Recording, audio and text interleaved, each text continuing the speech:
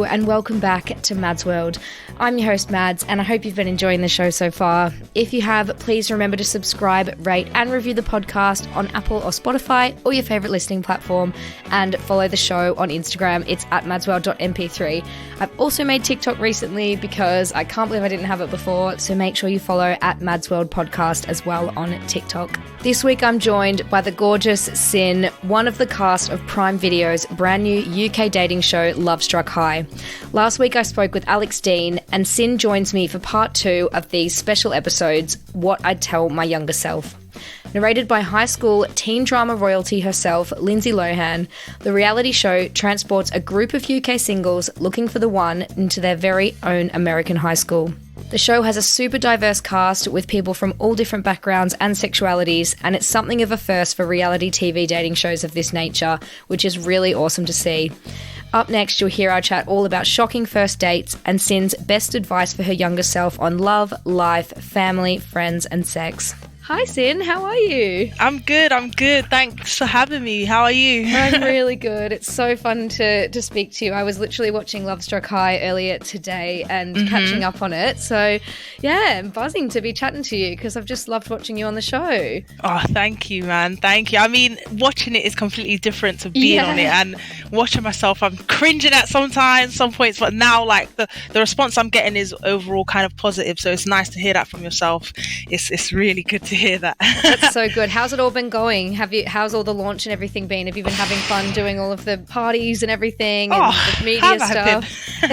Have I been having fun? I think that's an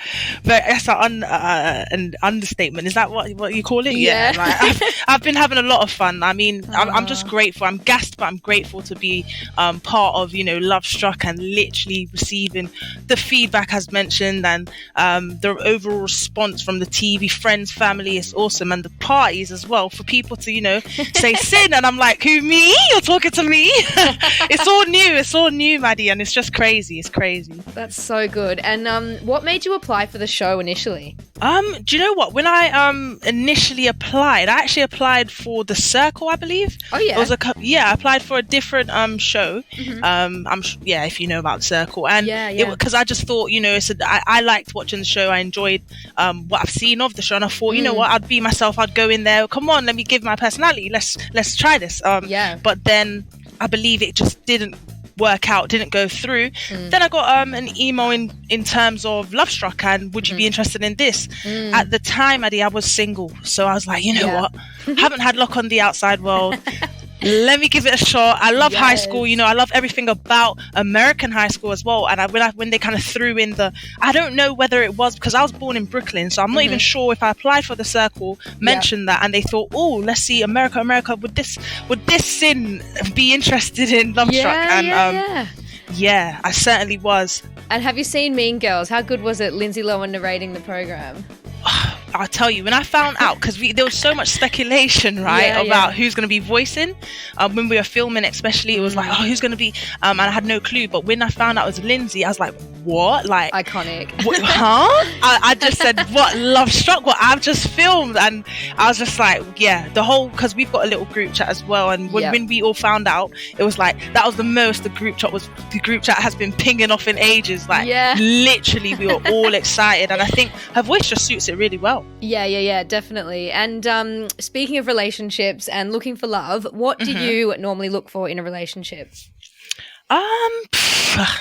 Well, I kind of look, I don't specifically have like boxes to tick, let's say, but overall I'd say someone who's honest is quite important. Finding someone who's honest, but also it's going to sound weird, but I do like emotional girls. I'd rather someone who's quite emotional and full on, wears their heart on their sleeve in a sense, so I know where they stand. But to be honest, you don't really see that upon first sight. You can't say, oh, you look like an emotional girl. You're gonna have to, obviously you have to be somewhat, a 10-10 pocket rocket in words of Jeffrey, but you have to obviously be somewhat attractive, a little bit more feminine in my eyes, but someone who's like open to anything, someone funny, goofy, could catch on to my humor and could bounce off me. Energy, vibe is everything. I love that. And there was a moment in the show that happened when someone sort of assumed someone's sexuality and then she turned out to actually be a lesbian. And I just wanted to chat about that because I just thought it was such an interesting thing that, you know, it's probably not happened on many reality shows before because this is one of the most diverse sort of castings that dating TV has seen in a really long time. But yeah, what did you think about that? And like, how do you sort of feel about people making assumptions about sexuality? I think being on a TV show where you've got viewers tuning in and watching it, it's just I feel like it's important anyway, but it's really like being on a platform. It's just wicked to be part of it. Why? Because me watching it as a viewer, although I filmed it and somewhat knew once obviously everything was filmed and we kind of knew what went on and we were able to talk about what was already filmed kind of thing. Once we found out, it's different to finding out from, you know, Jodie and Jeffrey's mouth and then watching it, because how it went down was, and how it was edited and cut, and you've got the comedic sense of, you know, the music they put in the background. It says that was orcs. It kind of lightens that kind of it communicates the idea, you know, the fact that we can't assume and the actual importance of not assuming someone's sexuality, but also putting a lightened kind of aspect on it, which still makes it enjoyable to watch, which I think is important because we must be comfortable to talk about sexuality and to see the diversity of straight classmates to those part of the LGBT plus community is just like it just literally works. And I think it was funny watching it. It was funny. And then of course I even assumed when you do watch later on in the episode, I was like, I was very shocked, like, cringy but shocked watching that. But it again, like, it happens, it does happen. And it just shows the realness of Lovestruck, really. 100%, yeah. And I think it just really speaks to what it is like just out there in the dating world. I mean, you can't make assumptions about everyone, but everyone has those unconscious biases, don't they, about you know, who you see someone as at face value. So how do you feel about being on reality TV, and how has it all sort of hit you now that it's gone live?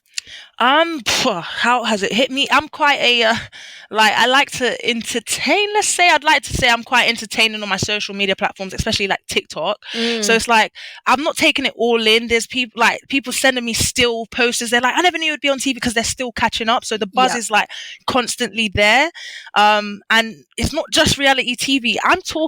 We're talking Prime Video UK. Like, I've been blessed with this opportunity, and I'm taking it all in, Maddie. I'm telling you, like, from people saying, oh, let's talk, from you even messaging me like, would you like to be this? I'm like, hell yeah, like, book me in.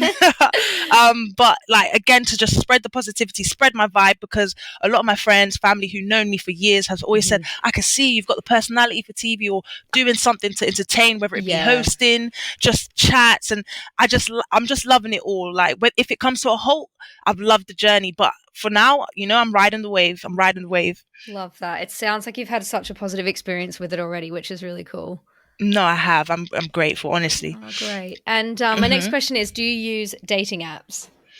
Okay, you're going in with, okay, so now it gets to the juicies. It's the juicy question. You know, now I don't so much. I don't, but I would be lying if I said I haven't had a cheeky right swipe and, you know, on Tinder. But it would be Tinder, you know, the Tinders, the Tammys, the Bumble. Bumble's more friends, really. Like, through isolation, COVID, when that hit, I was just like, oh, let's see. We can't meet, let's talk. I like talking, let's see. So I was downloading that. But Tinder, I have used Tinder. But I think when I was using that, it was just for like satisfaction, to see if I was still paying or still had it. Literally, like, I don't think I had the intention. It's really bad, Maddie. I don't know about you, but I don't think I had the like, did you have an intention to meet up with people as such, or was it like, okay, do you like would you, you know, like, would sometimes you... it depends. It's kind of like depends what mood you're in, you know. Sometimes if it's like a Sunday scary scroll, when you're feeling like, oh, it's Monday tomorrow, like doing it for the validation and just for something to do, you know. Yeah, I mean not like I wouldn't lead anyone on. It would just be, you know, back and forth, but casual chat. But I would never kind of go straight in and say, oh no, sorry, don't want to meet up today. Like, I didn't want to do that. It was just to say, I've still got it. I've still got it. 100%. My final question for this section is, what is your worst or your funniest date ever? Oh, do you know what? I feel like I could finally tell the full story, because I'm always saying the beginning and no one gets it. But now let's talk about it. So, yes. Do you know what? Quite soon before filming Lovestruck, which was last summer, I just went on a date. Why not? And it was actually for a brunch where I was supposed to meet a girl. And it was the first time meeting.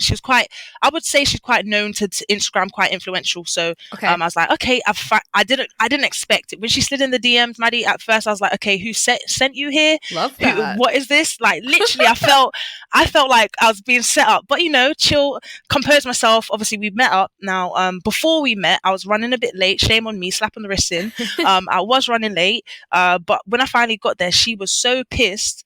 She drank. I guess she was so nervous. She was drinking on the way, and she did tell me. So I was like, "Nah, unwind. We'll have a few drinks. Like, let's get a bit comfortable, because I do fancy a drink, when I'm a little bit nervous." But she was hella nervous. She was nervous because when I got there, she greeted me, the waiter, the person. She was like, "Oh, your friend's really like drunk." And I was like, "Oh, that was my date, the first date. I don't even know. This is the first time seeing her." Oh God, Maddie asked me why. She was passed out, as in blacked out. No, sleeping in the on the restaurant table. Oh my God. Had a bucket next to her, puked up. It was a mess. Oh but my God. Till this day, I don't think she actually understands. She could remember seeing me face to face for the first time. That is wild. So she probably doesn't even know if you went on the date. No, definitely did, because we walked it off. Walk to walk. Have you ever tried walk to walk? It's like orange, the noodle thing. Yes, exactly. In the box, got some noodles. I kept it, dry, nice and dry, so she doesn't bring it up again. Didn't want to clean that out.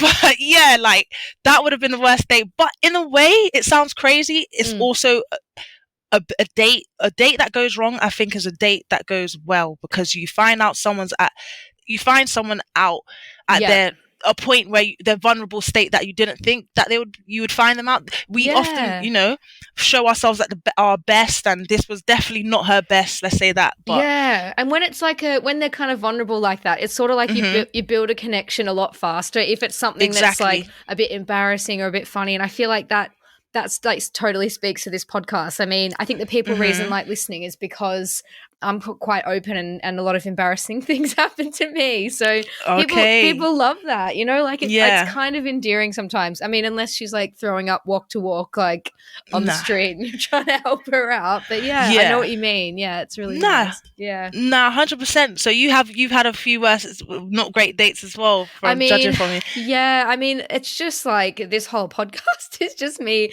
saying my worst dates ever. But do you know what? I was saying this when I spoke to Alex earlier, is that I haven't really been dating much lately, just because I'm so busy with like my social life and like friends and I feel like now that life's back since COVID is sort of come to an end, I'm honestly busy every single day. I'm like, I'd just rather meet someone out if I chance upon it. Yeah. Exactly. Yeah. Don't go searching for it. Exactly. Yeah. But so I've asked you on the podcast because obviously through Lovestruck High, you've gone back to high school and you've sort of had to relive those teen years all over again. So I thought I'd love to ask about the advice that you would give your younger self now that you've had a chance to reflect. And I've got a few categories here. What advice would you give your younger self in regards to love? To love. Do you know what I've learned about the word love? LOVE. You're gonna go through a heartbreak sin. I would say that and it sounds, I've started off such a neggy vibe, but it's the truth. You know what I mean? Like, I feel like you will go through at least one heartbreak in your lifetime, and understand that this is just a rough patch that will, when one door closes, another one will open. And I also believe that God doesn't put you through anything that he believes you can't cope with. So I think I have lived by this, but I also like to keep, the moral compass pointing up. So it's like, don't go to the same level, whether it's a bad breakup as well, or anything to do with, love and being heartbroken. Stay to your true character, Things will get better, but also that love, you have to also kind of be able to distinguish love and lust, and also remember to take it slow and not rush into things, because as a lesbian, I can strongly agree that I have rushed into many things thinking that it was love, and it was not lust, but it was just it was a lot of but I like you a lot. Friendship. Exactly. But yeah, I would say I think those are the main two things: that not rushing, and heartbreak, take it on the chin. There's plenty more fish in the sea. I know you might want that fish, but there's going to be a lovely juicy cod around the other stream. Yeah, that is so true. I think I've definitely like had some heartbreaks over the year, and I find that it never gets easier, but you do get over it each time. So that's probably something, I'd say to my younger self as well. And what advice would you give your younger self in regards to sex? Oh, sex. Do you know what? Yeah, what would I? Do you know what? I would say younger self, when I'm talking, high school, I was very much a tomboy. I was in the closet, so I wasn't fully out as a lesbian, but a lot of closer friends would understand, okay, there's something, I know you don't fully like guys, right? And not because I was a tomboy. You could be heterosexual and absolutely be a tomboy, but I feel that when it comes to sex, now I'm falling in love with my body and accepting that, but it's tricky, and I don't want to avoid the question, but I wasn't really focused on that back then. I was in a skirt kicking fruit shoot bottles in no, that was primary, forgive me, but like high school, I was still with the boys, like playing year 7s versus year 10s, that feud that you have, and I was definitely there, rather than with I'd say with the girly girls talking about, oh my God, have you seen, it would be, let's say, the Maxes and the Alexes in the gym taking the tops off. You know what I mean? But I couldn't really actually give you an answer, but I'd say now, not to just open your body up to no one, and respect that your body's a temple, and not everyone should be able to have any part of that temple, No, that's definitely great advice. Definitely, I'd say that, really. Do you think, like, now that you've kind of gone through Lovestruck High again and everything, do you think that your attitudes towards sex and love have sort of changed? Definitely, in terms of my openness to just meeting new people and learning from straight girls to bi to pansexual, just learning about all of that on Lovestruck High, and understanding the personalities that come from these labels that that often we'll describe ourselves as. It's just it gives, I believe I've learned a lot from being on Lovestruck High, and I could definitely see me dating in the future, if not already. Let's not give any spoilers. Who knows if I'm dating, but definitely, like, in terms of it's opened up my eyes to a lot of things, and I think that I would certainly be a lot more open, I would say. And I think it's interesting as well what you said about the personalities and just learning about different people, because even with the whole LGBTQ plus like labels and stuff, like they are all just labels, and people are so much more than their sexuality, and they have so much more to give, and so much more of a story around who they are and stuff. But I think everyone gets so wrapped up in the labels, but it's something 100%. Really, really cool about the show is that they can show those just people, like different people, 100%. And do you know what? Sorry to keep like going back on it, but I think the other day I was discussing. I believe it was with Jodie, I believe it was, when at a party, I believe, and it was very much the aspect of the energy that, although I present myself as a masculine presenting female, I'm very much, I've got a feminine energy to myself, and although I saw it before Lovestruck, it's very like there's certain people that I would view as quite femme, for example, and they're very much dominant, and it's just not focusing, oh yeah, you're femme, so you must do that and that and that. Like, not to say that I was like that before, but this has totally like increased that and just amplified that, being on Lovestruck High. No, that's so cool. And it is just, it's about not just, getting wrapped up in those labels, and just letting people just be who they want to be, and just BARBIB. And what advice would you give your younger self in regards to family? Oh, family, like, I'm very lucky for the family I have. Love them. I've got quite a big family. more so in the States, to be honest, the dad side. Oh yeah. When I say more so, more of the younger lot, like cousins, and it's just, I think family, if it's easy for me to say because I was very much accepted, and I'm lucky to have a family who's accepted, but being from a Caribbean background as well, I have friends, very close friends, who my best friend, close friends whose families aren't as, I wouldn't say as supportive, but they don't accept it and they don't understand that. And I feel that just being able to communicate with family, no matter how nervous you might be or how you think they might respond to it, I think it's easy to say, but the sooner you kind of open that conversation out, if you are struggling to come out, for example, it's definitely a conversation to have, and go to them first, because friends, of course, they're there for you, but I do take, I love my family, and I think that a lot of people have different views on family, but me personally, I mean, having a 7-year-old niece, an older sister, and there's a lot of women around me, very strong women around me, and I think that's what drives this whole love for my family talk as well. But I'd say just advice, always take it and share, communicate. If they don't like it, they're not gonna like it. What's the worst that's gonna happen? It's like things, experiences, memories, life is there to be shared with people, friends and family, I'd say. God, you're so poetic. I love it. I love listening to you speak. Yeah, it sounds like you're like doing a spoken word every answer. It's so nice. Let's click with it. After every answer, let's click. Yeah. Oh, thank you. I mean, I think I'm waffling, but sometimes fantastic. I go off on a tangent, and you could cut it out. You do what you're doing. You just ask me. It's lovely. And you know what? I was saying this to Alex earlier as well, is that the worst guest you can have on a podcast is someone who has nothing to say. So it's great. Okay, cool. Waffle could get cut down, but you can't add, can you? You can't add, exactly. And what advice would you give your younger self in regards to friendships? Friendships. The advice I'd give is not everyone you meet in high school, in primary school, college, anyone. I feel like I'm just that auntie who's giving that advice that seems negative. I'm sorry, guys, but not everyone who smiles in your face is your friend. Okay, yeah, that's some good people. Advice. I mean, evil eye is real, and sometimes things are best kept.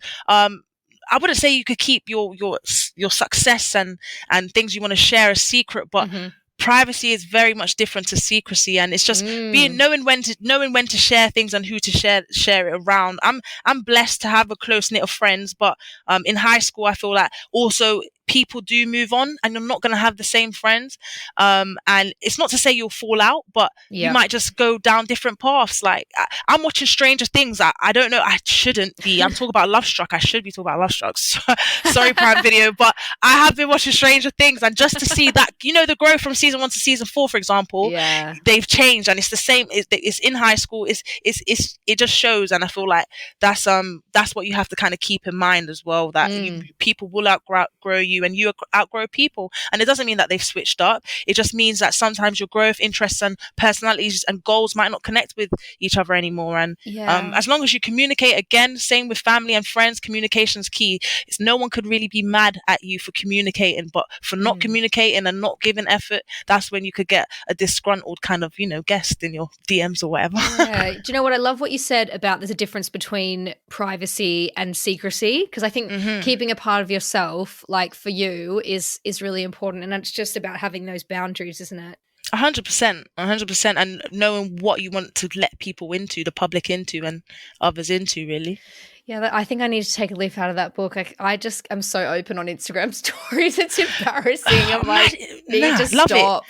That's you though. Yeah. That is you. You're happy to share that. Vice versa. A lot of people's like, oh, Cindy, you always have to do this. And I'm like, yeah, because I want to. Like, are you going to tell me not to? Are you paying my Snapchat bill? Not that you pay. It's a free app, but you can post what you want. Do you know what I mean? Yeah. Oh, that's cool. Yeah. My last question is, what advice would you give yourself in regards to work and passions and travel and just sort of trying to juggle all those things over your 20s? Well, I mean, 20s, start of 20s, you're like, yeah, I'm loving it. 21, look, I could fly anywhere in the world. Yeah. And I could, do you know what? It's going to sound bad, but I could drink. I'm an adult. I could drink. But once you get to like, I'm 24 now, turning 25 in August. Leo, Team Leo. And yeah, I have to shout it out. Sorry. I'm a Cancer. I don't know if Leo's, do they get on Leos and Cancers? My sister's a Cancer, really? Maddie. You don't, do you know what? I can't really give my opinion because my sister's very much, she's emotional, but no one will ever know. So I don't know if you're the same. Like, you carry a lot on your shoulders, and then you're quite a motherly or. Yeah, no, I feel like that's probably accurate. I mean, yeah, I feel like I always tell people if I'm feeling a certain way though, because I can't hold it in and I talk too much. So. Okay. I mean, yeah, not everyone's the same. Let's again stops in. Not every Leo is going to be the same, but yeah, in 20s, I think work, travel, I think I love traveling. I think it's important to take a break once in a while, especially after COVID and the 2 years we've had.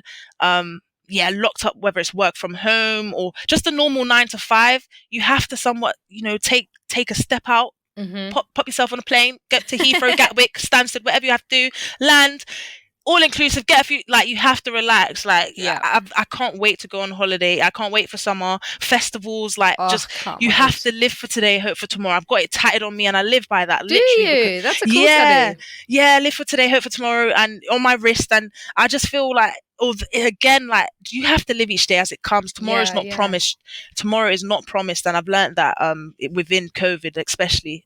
So I feel like just following your dream, just pushing. And it's easiest to say this now, being on Lovestruck high and being so positive, but honestly, without this anyway, I kind of always wanted to push, the entertainment and the TikTok and just getting that out and just sharing. Because at the end of the day, apart from the 9 to 5 and what the money that brings in the bills, what is going to bring in the happiness and what's going to allow me to, once I let my hair down, let my dreads down, and just shake them about a bit, have a good time and, and just do what I want to do and have, the likes and the comments and people laughing. It's thrilling, and just, you have to just follow your passions and just stick by it.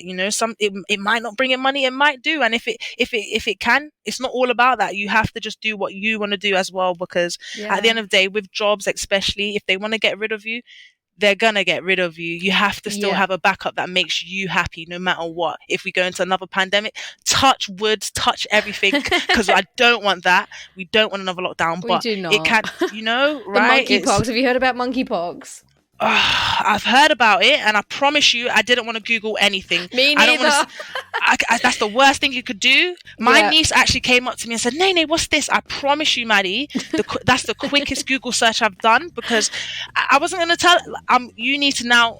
You isolate until we find out what's going on. You need to isolate. I'm not catching this.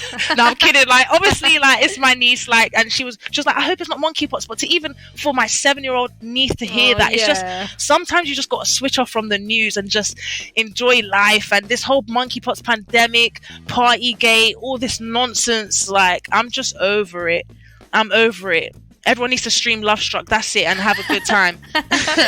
Oh, so good. Well, thank you so much for coming on the podcast. This was super fun, and it went really fast. I feel like it just flew by, but I had 100%. So much fun speaking to you, and thank you so much again for jumping on. Nah, 100%. Thank you for having me, and I hope you do, and everyone listening does enjoy the rest of Lovestruck, really. I know. Go and get watching. It's on Prime Video.